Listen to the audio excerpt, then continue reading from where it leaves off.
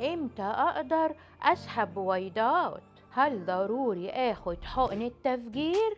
ايه هي مواصفات الست اللي تقدر تطلع عدد مثالي من البويضات؟ كل الاسئلة دي هجاوب عليها، بس الاول ادخلي على اللينك واعملي اللايك.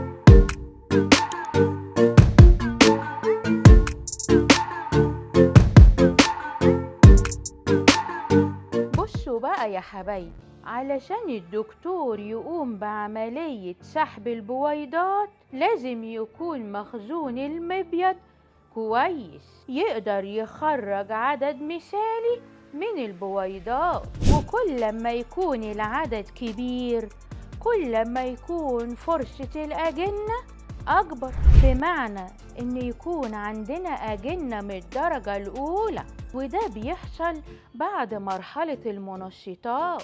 ضروري جدا جدا تاخدي حقنة التفجير علشان بعديها ب36 ساعة بيتم سحب البويضات.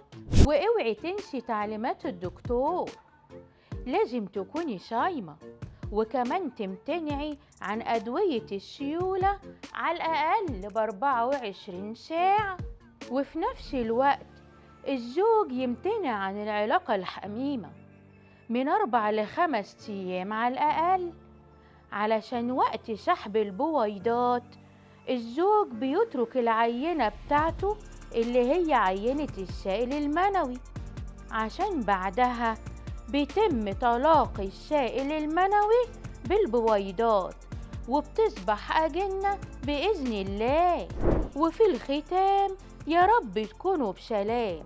استنوني يا حبايبي في الحلقة اللي جاية من برنامجكم الداية.